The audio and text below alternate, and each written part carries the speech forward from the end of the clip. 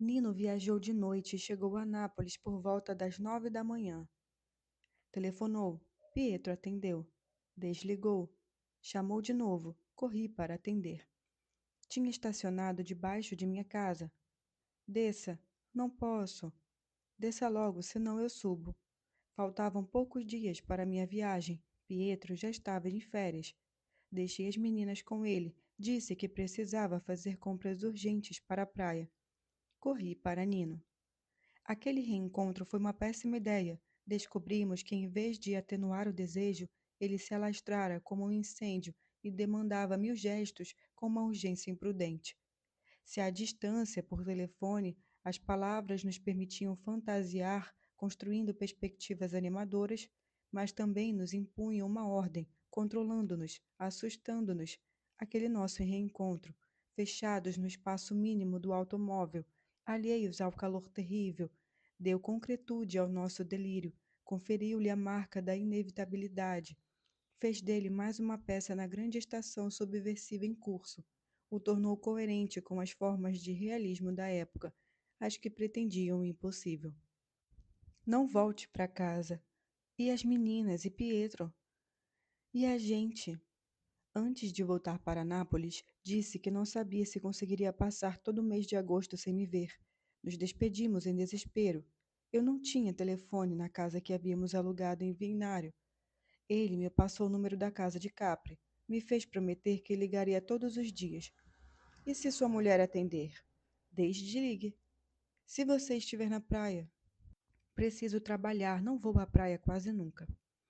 Em nossa fantasia, telefonar devia servir também para fixar uma data, antes ou depois do feriado de Ferragosto, e acharmos um jeito de nos encontrarmos pelo menos uma vez. Ele pressionava para que eu inventasse uma desculpa qualquer e voltasse a Florença. Ele faria o mesmo com Eleonora e viria me ver. A gente se encontraria em minha casa, jantaríamos juntos, dormiríamos juntos. Uma loucura. Eu o beijei, o acariciei, o mordi e me arranquei dele num estado de felicidade infeliz. Corri para comprar alcasaco e algumas toalhas, 2 calções para Pietro, balde e paz para Elsa, um maiozinho azul para Dedê. Naquele período, ela adorava o azul. Saímos de férias. Dei pouca atenção às meninas, deixei-as quase o tempo todo com o pai. Corria constantemente em busca de um telefone, pelo menos para dizer a Nino que o amava. Eleonora só atendeu mais 2 vezes e eu desliguei. Mas bastou sua voz para me aborrecer. Achei injusto que ele estivesse dia e noite ao seu lado. O que ela tinha a ver com ele? Com a gente? Aquela irritação me ajudou a vencer o medo. O plano de nos encontrarmos em Florença me pareceu cada vez mais viável. Disse a Pietro. E era verdade, que enquanto a editora italiana, com toda boa vontade, não conseguiria publicar meu livro antes de janeiro, meu texto sairia na França já no final de outubro. Então eu precisava tirar algumas dúvidas com urgência. Queria consultar 2 livros, precisava voltar para casa. Eu mesmo vou buscá-los, se ofereceu ele. Fique um pouco com as meninas, você nunca está com elas. Eu gosto de dirigir, você não. Pode me deixar um pouco em paz? Posso ter um dia de liberdade? As empregadas têm, por que eu não? Saí de carro de manhã cedo. O céu estava estreando no branco. Da janela vinha um vento fresco que trazia os cheiros do verão.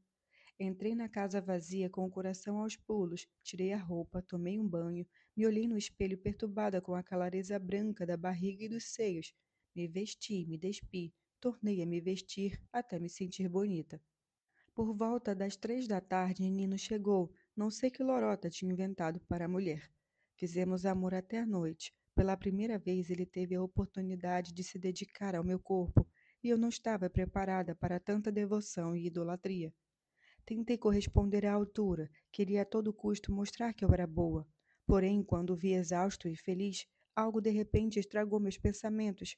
Para mim, aquilo era uma experiência única, para ele, uma repetição. Amava as mulheres, adorava seus corpos como fetiches. Não pensei propriamente nas mulheres em que tive notícias, Nádia, Silva, Maria Rosa ou mesmo Eleonora. Em vez disso, pensei naquela que conhecia bem, nas loucuras que tinha feito por Lila, no frenesi que a levava à beira da autodestruição. Lembrei-me de como ela cedera àquela paixão e se agarrara a ele, aos livros complicados que ele lia, a pensamentos, às suas ambições para corroborar a si mesma e se dar uma possibilidade de mudança. Lembrei-me de como estava no fundo do poço quando Nino a abandonara.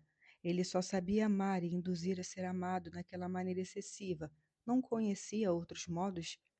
Aquele nosso amor louco era a reprodução de outros amores loucos. Aquele querer sem se preocupar com nada recorria a um propósito, ao modo como ele havia desejado Lila. Até aquela visita à minha casa e de Pietro se parecia a quando Lila o levava para a casa dela e de Stefano. Não estávamos fazendo mais, refazendo? Me retraí, e ele perguntou: O que foi? Nada, não sabia o que dizer, não eram pensamentos dizíveis. Estreitei-me a ele, o beijei enquanto isso e tentei tirar da cabeça a sensação de seu amor por Lila. Mas Nino insistiu e por fim não consegui evitar. Me agarrei ao eco relativamente recente. Sim, isso eu talvez possa falar. E lhe perguntei com um ar de falso deboche. Eu tenho algum problema com sexo, como Lina? Mudou de expressão. Em seus olhos, no rosto, apareceu uma pessoa diferente, um estranho que me assustou. Antes mesmo que respondesse, me apressei em sussurrar. Estou brincando, se não quiser responder, não responda. Não entendi o que você disse. Apenas citei palavras suas. Eu nunca disse uma frase desse tipo. Mentiroso. Você disse isso em Milão, quando estávamos indo ao restaurante. Não é verdade. De todo modo, não quero falar de Lila. Por quê? Não respondeu. Fiquei irritada, virei para o lado. Quando me coçou as costas com os dedos, sibilei. Me deixe em paz. Ficamos imóveis por um tempo, sem dizer nada. Depois ele voltou a me fazer carinhos, me beijou de leve no ombro e eu cedi. Sim, admiti intimamente, ele tem razão. Não devo nunca mais interrogá-lo sobre Lila. À noite o telefone tocou. Com certeza era Pietro com as meninas. Fiz sinal de silêncio a Nino. Saí da cama e corri para atender.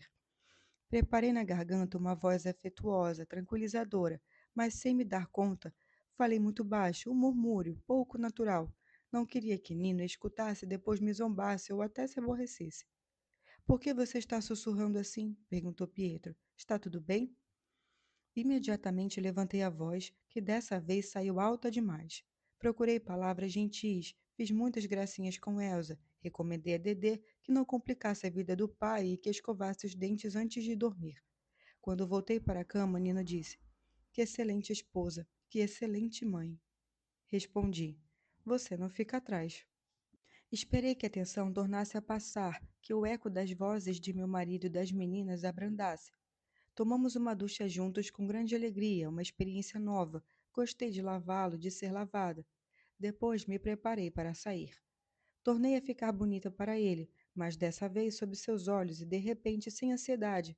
Parou para me olhar encantado, enquanto eu provava as roupas à procura da mais certa, enquanto me maquiava, e de tanto em tanto, embora eu lhe dissesse brincando, não ouse, isso me faz cócegas, está acabando com minha maquiagem, vou ter que recomeçar. Cuidado para não rasgar o vestido, me deixe.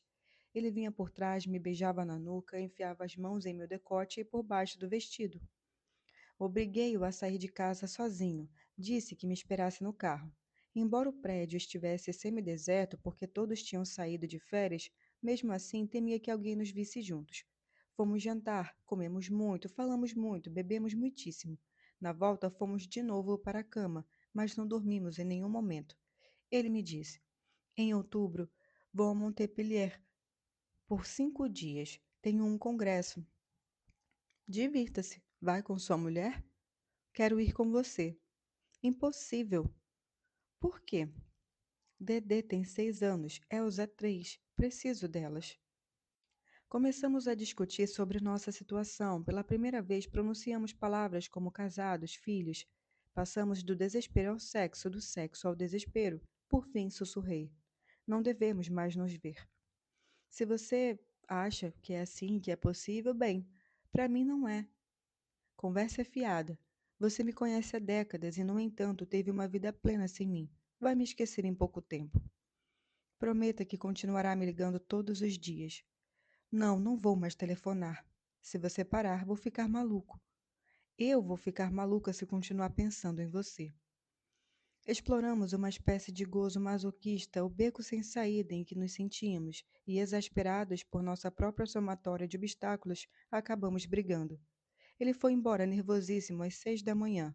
Eu arrumei a casa, chorei longamente, dirigi por todo o trajeto torcendo para não chegar nunca.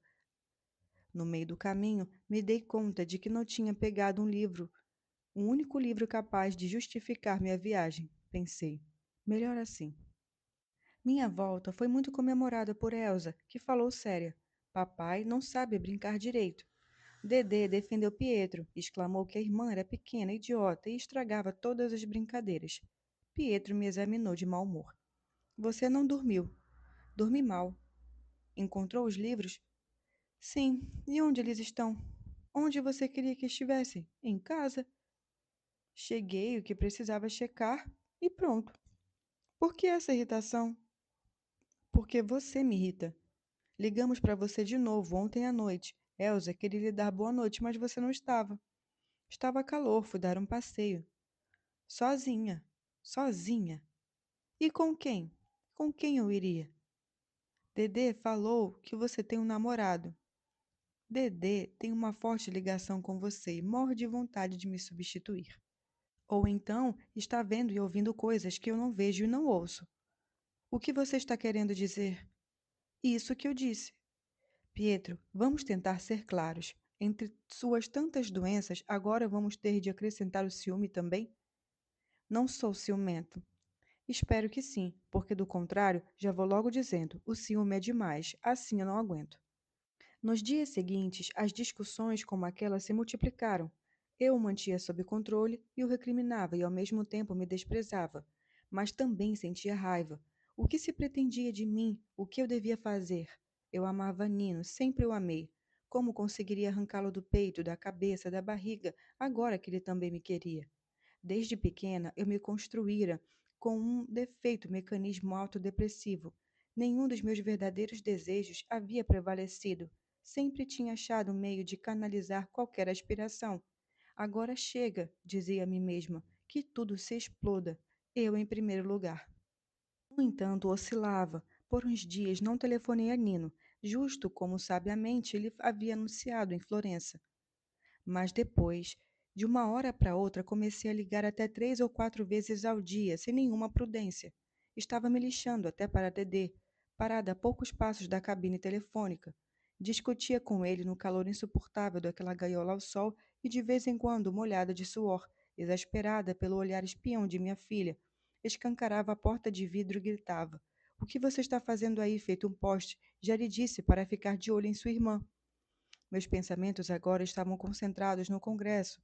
Nino me pressionava, fazia isso cada vez mais como uma espécie de prova definitiva da autenticidade de meus sentimentos, de modo que passávamos de brigas violentas a declarações de afetos sem limites, de longas e caras discussões por interurbano, a urgência de derramar num rio de palavras incandescentes nosso desejo. Numa tarde extenuada, com Dedê e Elsa resmungando do lado de fora da cabine, mamãe, ande logo, a gente não aguenta mais, disse ela. Só há uma maneira de ir com você ao Congresso. Qual? Contar tudo a Pietro. Houve um longo silêncio. Você está realmente pronta para fazer isso? Sim, mas com uma condição: que você conte tudo a Eleonora. Outro silêncio, e Nino murmurou: Quer que eu faça mal a Eleonora e o menino? Quero. Não vou fazer a Pietro e as minhas filhas. Tomar decisões significa fazer mal. Albertinho é muito pequeno. Elsa também é. E para Dedê vai ser insuportável. Vamos fazer isso depois do congresso. Nino, não brinque comigo. Não estou brincando. Então, se não está, comporte-se como deve. Você fala com sua mulher e eu falo com meu marido. Agora, esta noite. Me dê um tempo para pensar, não é algo fácil. E para mim é. Tergiversou, tentou me explicar. Disse que Eleonora era uma mulher muito frágil. Disse que ela organizara a vida em torno dele, do menino. Disse que quando era novinha tinha tentado se matar 2 vezes, mas não parou por aí. Senti que estava se obrigando a uma honestidade absoluta. De frase em frase, com a lucidez que lhe era peculiar, chegou a admitir que Romper seu casamento significava não só fazer mal à mulher e ao menino, mas também dar um chute em muitas mordomias. Somente vivendo numa condição de riqueza, a vida em Nápoles se torna aceitável, e numa rede de relações que lhe garantia poder fazer o que bem queria na universidade.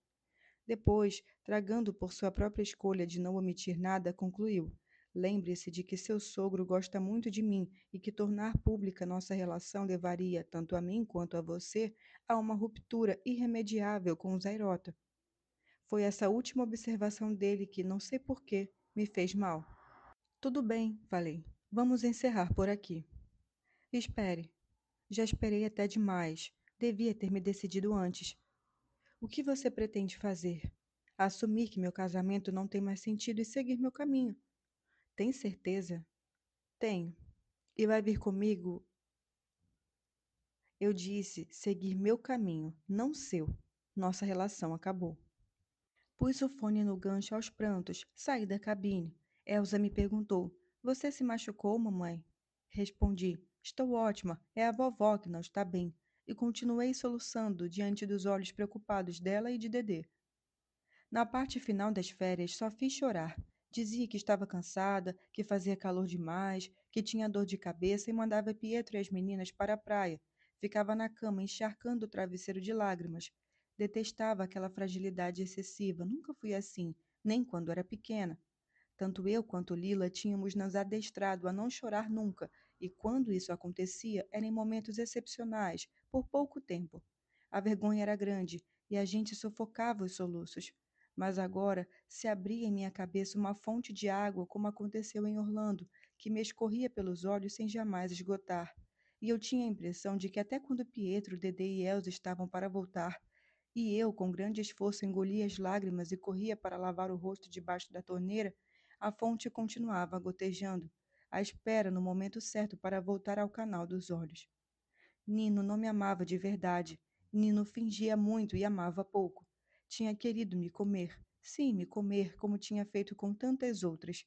Mas ficar comigo para sempre, rompendo os laços com a esposa, bem, isso não estava em seus planos. Provavelmente ainda era apaixonado por Lila. Provavelmente durante toda a vida amaria apenas ela, como tantos a que tinham conhecido. E graças a isso continuaria para sempre com Eleonora. O amor por Lila era a garantia de que nenhuma outra mulher, por mais que ela a amasse e ele a amasse a seu modo arrebatador, jamais colocaria em risco aquele casamento frágil, muito menos eu. Essa era a realidade das coisas. Às vezes eu interrompia o almoço ou o jantar e corria para soluçar no banheiro. Pietro me tratava com cautela, pressentindo que eu poderia explodir a qualquer momento. A princípio, poucas horas depois do rompimento com Nino, tinha pensado em contar tudo a ele, quase como se não fosse apenas o marido a quem eu tivesse que me explicar, mas também um confessor. Sentia necessidade disso, especialmente quando na cama ele se encostava em mim e eu rechaçava, sussurrando: Não, as meninas vão acordar. Estive a ponto de desejar e de despejar sobre ele cada detalhe, mas sempre consegui me manter e deter a tempo. Não era preciso lhe falar de Nino. Agora que eu não telefonava mais à pessoa que me amava, agora que sentia definitivamente perdida, me parecia inútil atazanar Pietro. Era melhor encerrar a questão com poucas palavras claras. Não posso mais viver com você. E, no entanto, não consegui fazer nem isso. Justamente quando, na penumbra do quarto de dormir, me sentia pronta a dar aquele passo, sentia pena dele, temia pelo futuro das meninas. Lhe acariciava um ombro, um rosto e murmurava: Durma. As coisas mudaram no último dia de férias. Era quase meia-noite. Dedé e Elsa estavam dormindo. Eu não ligava para Nino há pelo menos 10 dias. Tinha arrumado as bagagens, estava acabada de melancolia, de cansaço, de calor, e estava com Pietro na sacada de casa, cada um na sua espreguiçadeira em silêncio. Havia uma umidade extenuante que molhava os cabelos e as roupas. Vinha um cheiro de mar e de resina. De repente, Pietro disse: Como sua mãe está? Minha mãe? Sim, minha mãe está bem. Dedê me disse que está mal. Ah, sim, ela já melhorou. Telefonei para ela hoje à tarde. Sua mãe sempre esteve ótima de saúde. Não respondi nada. Como aquele homem era inoportuno. Pronto, agora as lágrimas estavam voltando. Ai, meu Deus, eu estava no limite. No limite, ele falou com calma. Você acha que eu sou cego e surdo? Acha que não me dava conta quando flertava com aqueles imbecis que circulavam em nossa casa antes de Elisa nascer? Não sei do que você está falando. Sabe perfeitamente. Não, não sei. De quem você está falando? De pessoas que anos atrás vieram jantar umas vezes? E eu flertava com elas? Ficou doido? Pietro balançou a cabeça, sorrindo para si. Esperou alguns segundos e então me perguntou, fixando a grade da sacada. Não flertava nem com aquele sujeito que tocava bateria? Tomei um susto. Ele não recuava, não cedia. E rebati. Mário? Está vendo como se lembra? Claro que me lembro, porque eu não deveria. É uma das poucas pessoas interessantes que você trouxe para casa, em 7 anos de casamento. Você o achava interessante? Acho, e daí? O que deu em você esta noite? Quero saber. Não posso saber? O que você quer saber? Sei o mesmo que você. Desde a última vez que o vimos, deve ter se passado pelo menos 4 anos, e você me vem agora com essas besteiras? Ele parou de fixar a grade e se virou para me olhar sério. Então vamos falar de fatos mais recentes. O que é que há entre você e Nino? Foi um golpe tão violento quanto inesperado. Queria saber o que havia entre mim e Nino. Bastaram aquela pergunta e aquele nome para que a fonte voltasse a jorrar em minha cabeça. Me senti cega pelas lágrimas, gritei fora de mim, esquecendo que estávamos ao ar livre, que as pessoas dormiam exaustas pelo dia de sol e de mar. Por que você faz essa pergunta? Devia guardá-la para si. Agora estragou tudo e não há mais nada a fazer. Bastava que conseguisse ficar calado, mas não foi capaz disso e agora eu preciso ir embora. Agora tenho que ir de qualquer jeito. Não sei o que aconteceu com ele. Talvez tenha se convencido de ter realmente cometido um erro e que agora, por motivos obscuros, arriscava arruinar para sempre nossa relação. Ou então, de repente, me enxergou como um organismo grosseiro. Eu, espedaçada e frágil superfície no discurso, e manifestava de modo prelógico uma mulher em sua expressão mais alarmante. O certo é que eu devo lhe dizer ele ter parecido um espetáculo insuportável que o fez se levantar abruptamente e entrar em casa. Mas corri atrás dele e continuei gritando de tudo. O amor por Nino desde a infância, as novas possibilidades de vida que me devia e me havia revelado, as energias inutilizadas que eu sentia dentro de mim e a esqualidez em que ele me afundara por anos, a responsabilidade por ter me impedido de viver plenamente. Quando esgotei minhas forças e me prostrei num canto, o encontrei em minha frente com as faces encavadas, os olhos fundos em manchas roxas, os lábios brancos, o bronzeado que se tornara como uma crosta de lama. Só então compreendi o que havia transformado. As pessoas que ele fizera não admitiam, nem por hipótese, respostas afirmativas do tipo: sim, flertei com um tocador de bateria e até fui além. Sim, Nino e eu fomos amantes. Pietro só as formulara para ser desmentido, para quietar as dúvidas que o tinham invadido, para ir dormir mais sereno. No entanto, eu o aprisionara em um pesadelo do qual agora não sabia mais como sair. Perguntou quase sussurrando em busca de salvação. Vocês fizeram amor? De novo tive pena dele. Se eu tivesse respondido afirmativamente, teria recomeçado a gritar e diria: sim, uma primeira vez enquanto você dormia, uma segunda vez no carro dele, uma terceira vez em nossa cama em Florença, e pronunciaria aquelas frases com a voluptuosidade que aquelas frases me causavam. No entanto, fiz sinal que não. Retornamos a Florença, reduzimos a comunicação entre nós a frases indispensáveis e a tons amigáveis na presença das meninas. Pietro foi dormir no escritório como nos tempos em que Dedê nunca pregava o olho. Eu fui dormir na cama de casal. Ruminei sobre o que fazer. A maneira como o casamento de Lila e Stefano tinha acabado não constituía um modelo. Tratara-se de um episódio de outros tempos, gerido sem lei. Eu contava com um procedimento civilizado, segundo as normas do direito, adequado aos tempos e à nossa condição, mas de fato continuava não sabendo o que fazer, e assim não fazia nada. Tanto mais que assim que voltei, Maria Rosa já me telefonou para dizer que o livrinho francês estava adiantado, que mandaria as provas em breve, ao passo que o sério e caviloso redator de minha editora me anunciava questões sobre várias passagens do texto. No momento fiquei contente, tentava recobrar a paixão pelo meu trabalho, mas não conseguia. Tinha a impressão de estar com problemas bem mais graves que o verso mal interpretado ou algum trecho claudicante. Depois, numa manhã, o telefone tocou e Pietro atendeu. Disse alô. Repetiu alô. Pôs o telefone no gancho. Meu coração começou a bater feito louco. Me parecia para correr até o espelho e me antecipar a meu marido. Não tocou mais. Passaram-se as horas. Tentei me distrair, relendo meu texto. Foi uma péssima ideia. Aquilo me pareceu um monte de tolices. Me veio um esgotamento que me fez dormir com a cabeça sobre a escrivaninha. Mas então o telefone tocou de novo e meu marido atendeu mais uma vez. Gritou apavorando Dedê. Alô? E pôs o telefone no gancho como se quisesse arrebentar o aparelho. Era Nino, eu sabia. Pietro sabia. A data do congresso se aproximava. Com certeza queria tornar a insistir para que o acompanhasse. Teria tentado me atrair mais uma vez para a materialidade dos desejos. Teria me demonstrado que nossa única possibilidade era um relacionamento clandestino, a ser vivido até o osso, entre as más ações e prazeres. A vida era trair, inventar mentiras, partir juntos. Pela primeira vez eu pegaria um avião, me apertaria a ele enquanto a aeronave decolasse, como nos filmes. E por que não, depois das férias, poderíamos ir até Nanterre, encontraríamos a amiga de Maria Rosa, eu falaria com ela sobre meu livro, combinaria iniciativas e lhe apresentaria Nina.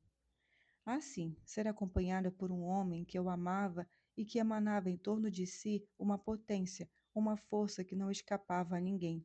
O sentimento hostil se abrandava. Eu estava tentada a ir.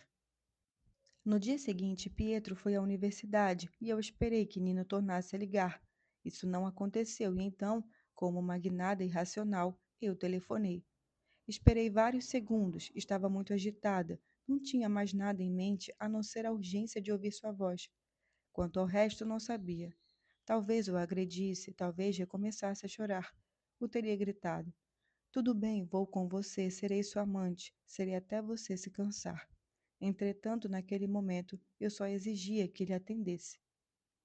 Atendeu Eleonora. Segurei minha voz a tempo, antes que se dirigisse ao fantasma de Nino, correndo sem fôlego pela linha telefônica, como sabe-se lá que palavras comprometedoras. Moldei-a num tom alegre. Alô, aqui é Helena Greco. Como vai? Como foram as férias? E Albertinho? Ela me deixou falar em silêncio e então berrou. Você, Helena Greco, hein? A vagabunda hipócrita.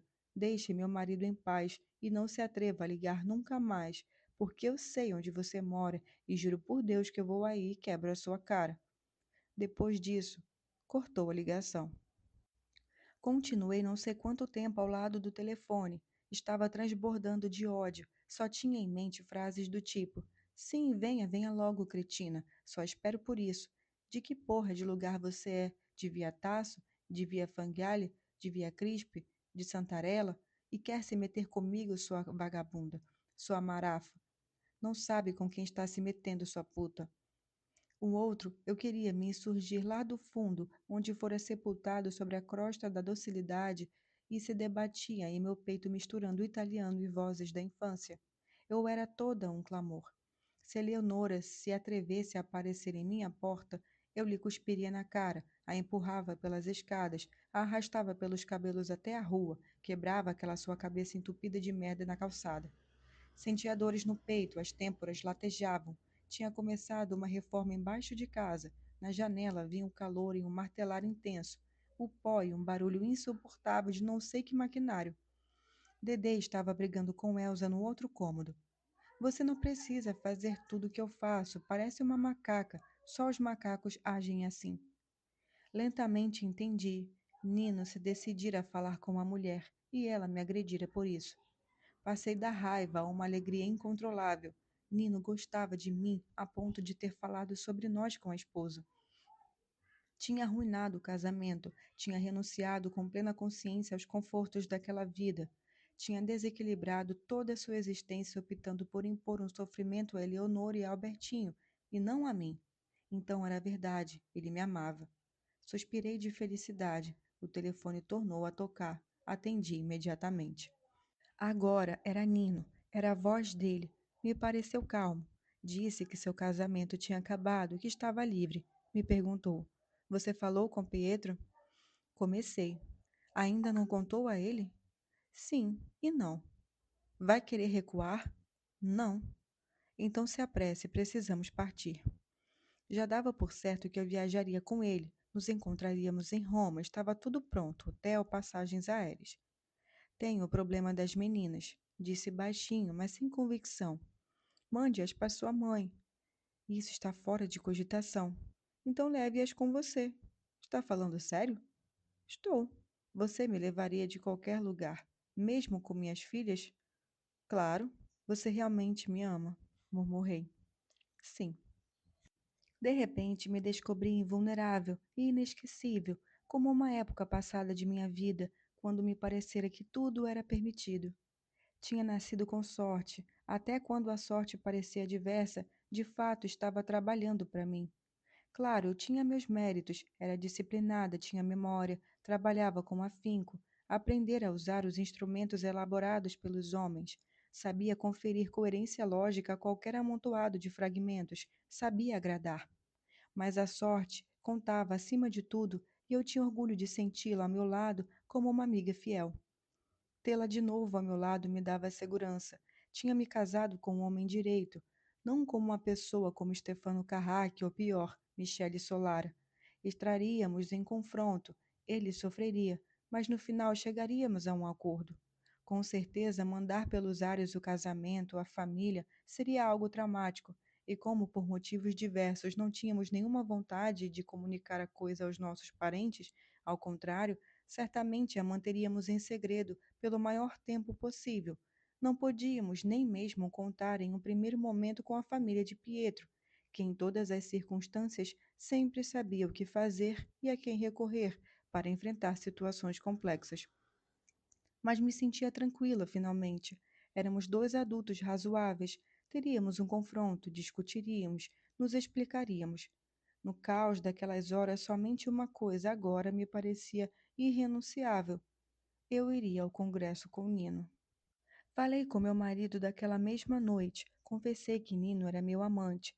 Ele fez de tudo para não acreditar.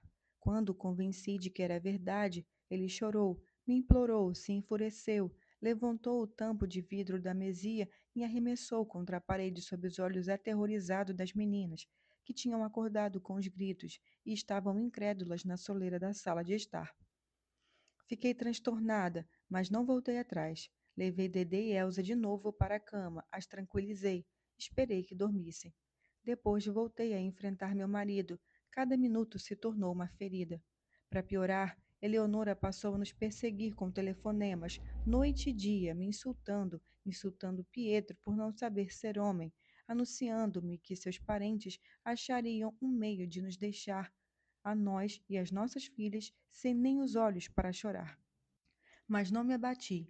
Estava num tal estado de exaltação que não conseguia me sentir em erro. Ao contrário, me pareceu que até as dores que eu causava, as humilhações e agressões que sofria, estivessem trabalhando em meu favor. Aquela experiência insuportável contribuiria não só para que eu me transformasse em algo de que me orgulharia, mas ao final, por vias imperscrutáveis, também serviria para quem agora penava. Eleonora compreenderia que não havia nada a fazer com o amor, que é insensato dizer a uma pessoa que quer ir embora: não, você tem que ficar.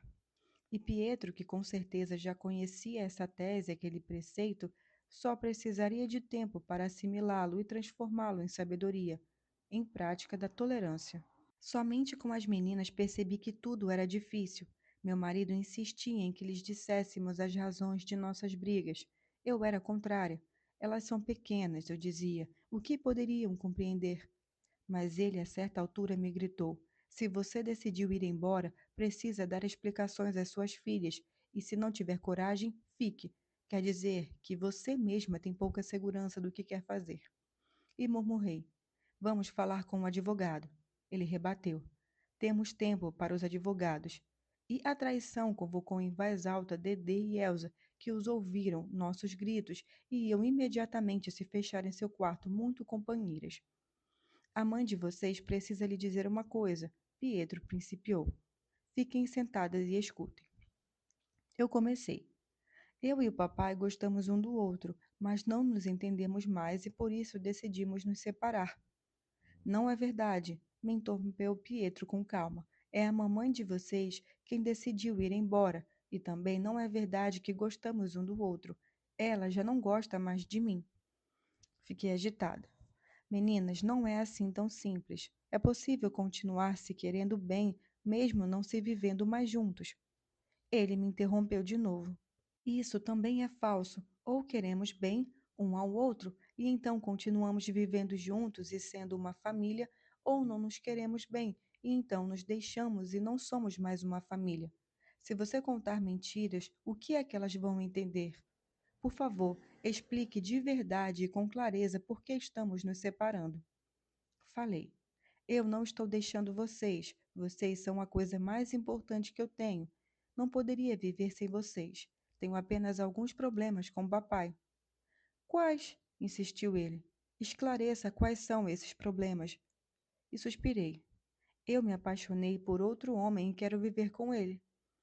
Elsa espiou Dedê para entender como devia reagir àquela notícia e, como Dedê continuou impassível, ela também permaneceu impassível. Já meu marido perdeu a calma e berrou. O nome, diga como se chama essa outra pessoa. Não quer falar? Tem vergonha? Então eu digo: vocês conhecem essa pessoa? É Nino, se lembram dele? A mamãe de vocês quer ir morar com ele. Então começou a chorar desesperadamente, enquanto Elsa murmurava um tanto assustada: Me leva com você, mamãe. Mas não esperou que eu respondesse. Quando a irmã se levantou e deixou a sala quase correndo, ela a seguiu imediatamente. Naquela noite, Dedê gritou durante o sono. Acordei sobressaltada, corri para ela. Estava dormindo, mas tinha molhado a cama. Precisei acordá-la, trocá-la, trocar os lençóis. Quando a recoloquei na cama, murmurou que queria dormir na minha. Permiti, fiquei ao lado dela.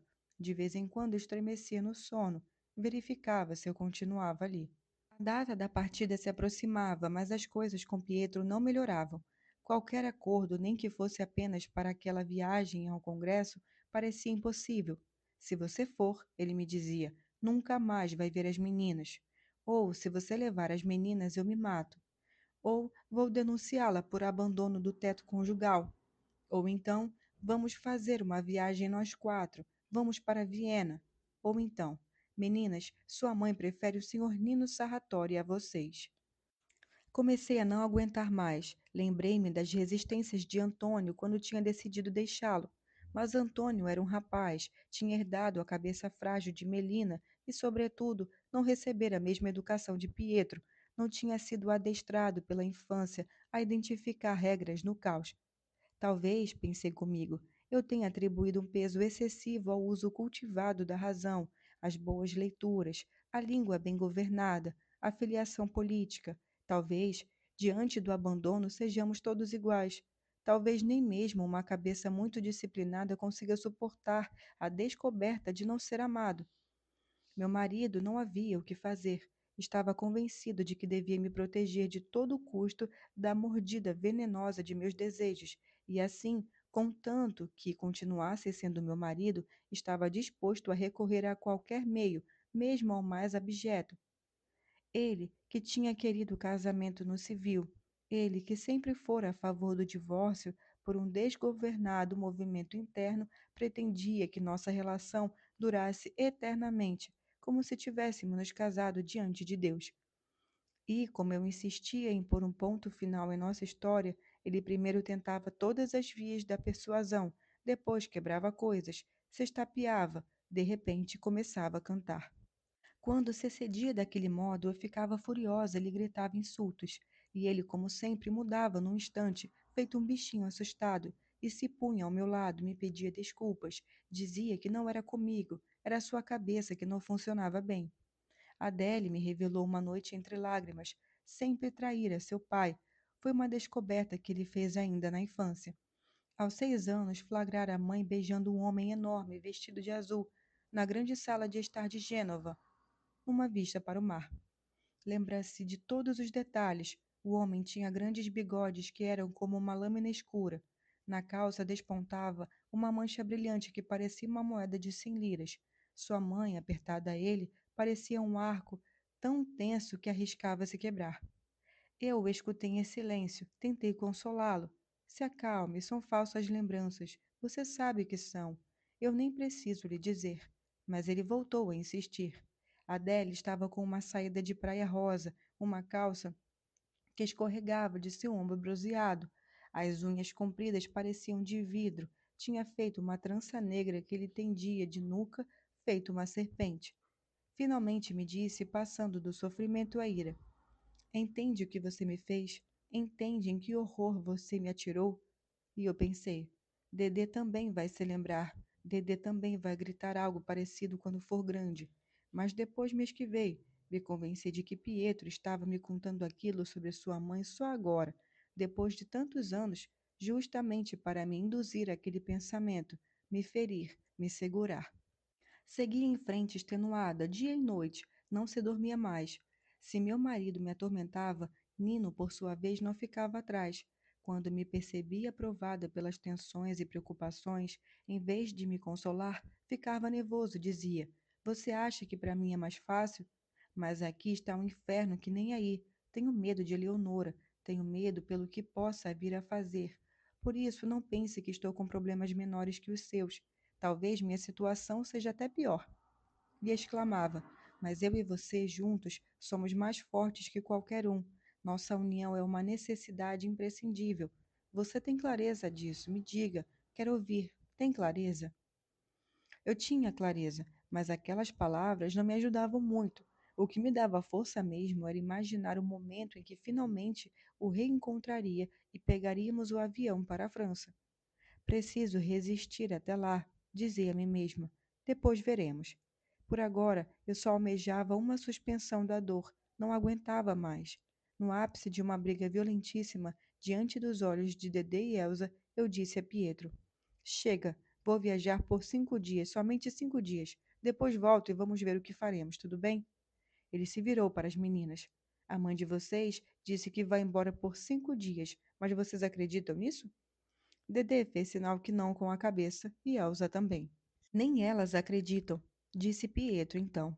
Todos nós sabemos que você vai nos deixar e não vai voltar mais.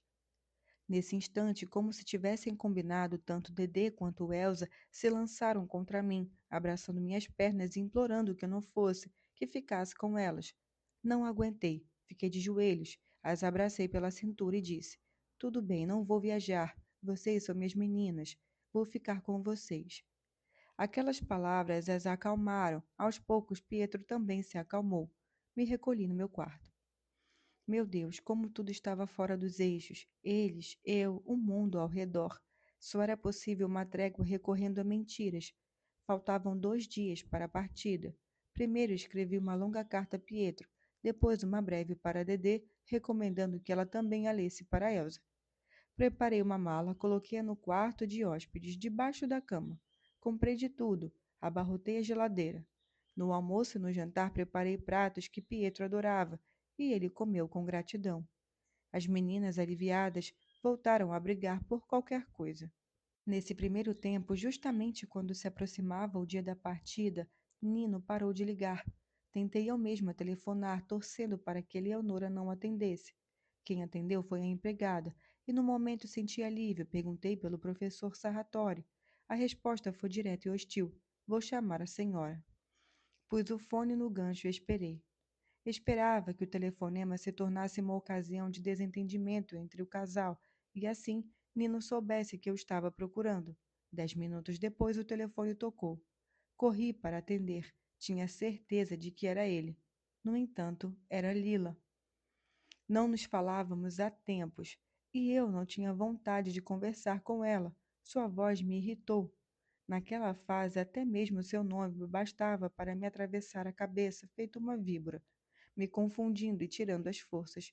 De resto, não era um bom momento para conversas. Se não ligasse, encontraria a linha ocupada e a comunicação já era bastante difícil. Posso ligar para você daqui a pouco? Lhe perguntei. Ué, você está ocupada? Um pouco. Ignorou meu pedido, como sempre achava que podia entrar e sair da minha vida sem a mínima preocupação, como se ainda fôssemos uma coisa só e não houvesse necessidade de perguntar como vai, tudo bem, estou trabalhando. Falou com um tom cansado, que se acabara de ter uma péssima notícia. A mãe do Solara tinha sido assassinada. Falou lentamente, como se estivesse atenta a cada palavra, e eu a escutei sem interromper. Suas frases puxavam atrás de si como uma procissão a agiota com vestido de festa sentada à mesa dos noivos, quando Lila e Stefano se casaram. A senhora irrequieta que me abrira a porta quando fui procurar Michele, a senhora de mulher de nossa infância que apunhalava Dom Aquile, a idosa com uma flor falsa entre os cabelos que se abanava com um leque azul enquanto repetia distraída: Eu estou com calor, vocês também? Mas não senti nenhuma emoção, nem quando Lila mencionou os boatos que tinham chegado a seus ouvidos e os relatou a mim com o seu modo eficaz. Tinham matado Manuela degolando-a com uma faca, ou lhe tinham dado 5 tiros de pistola, 4 no peito e um no pescoço, ou a massacraram a murros e pontapés, arrastando-a por todo o apartamento, ou os assassinos, os chamam assim, nem sequer tinham entrado na casa, atiraram nela assim que abrira a porta. Como sabia dar importância e espessura ao que acontecia com ela e em torno dela. A usuária assassinada, os filhos transtornados, seus capangas prontos a derramar mais sangue e sua figura vigilante em meio à maré dos acontecimentos. Por fim, chegou ao motivo real de seu telefonema. Amanhã mando Genaro para ir. Sei que estou abusando. Vocês têm 2 filhas, suas coisas, mas eu aqui agora não posso e não quero ficar com ele. Vai perder uns dias de escola, paciência. Ele é afeiçoado a você, se sente bem aí. Você é a única pessoa com quem confio. Pensei por alguns segundos naquela última frase. Você é a única pessoa em quem confio. Tive vontade de rir. Ela ainda não sabia que eu me tornara inconfiável, de modo que, diante daquele motivo e daquele pedido que dava por certa a imobilidade de minha existência dentro da mais serena das normalidades, como se minha vida fosse a de uma bela baga vermelha sobre o galho-folha da gibardeira. Não tive hesitações e lhe respondi: Estou para viajar, estou deixando meu marido. Não entendi. Meu casamento acabou, Lila. Reencontrei Nino e nós dois descobrimos que sempre nos amamos, desde jovenzinhos, sem perceber. Por isso estou indo embora, para recomeçar uma vida nova. Houve um longo silêncio e então me perguntou: Você está brincando? Não. Ela deve ter achado impossível que eu estivesse pondo desordem em minha casa, em minha cabeça bem organizada, e agora já me perseguia agarrando-se mecanicamente a meu marido. Pietro, disse, é um homem extraordinário, bom, inteligentíssimo. Você é louca de deixá-lo. Pense no mal que vai fazer às suas filhas. Falava e não citava Nino, como se aquele nome tivesse parado no pavilhão de seu ouvido sem lhe chegar ao cérebro. Tive de pronunciá-lo de novo, dizer: Não, Lila, não posso mais viver com Pietro porque não posso mais ficar sem Nino. Não importa o que acontecer, vou embora com ele e outras frases desse tipo, que exibi como se fossem uma honra. Então ela começou a estribar. Você vai jogar tudo fora por causa de Nino. Vai arruinar sua família por conta dele. Sabe o que vai acontecer? Ele vai te usar, te chupar o sangue, te tirar a vontade de viver e depois vai te abandonar. Para que você estudou tanto? De que merda me serviu imaginar que você teria uma vida linda, inclusive por mim? Eu me enganei. Você é uma cretina. Pus o fone no gancho como se queimasse. Estava com ciúmes, disse a mim mesma. Está com inveja, me odeia. Sim, a verdade era essa. E se passou longo cortejo de segundos.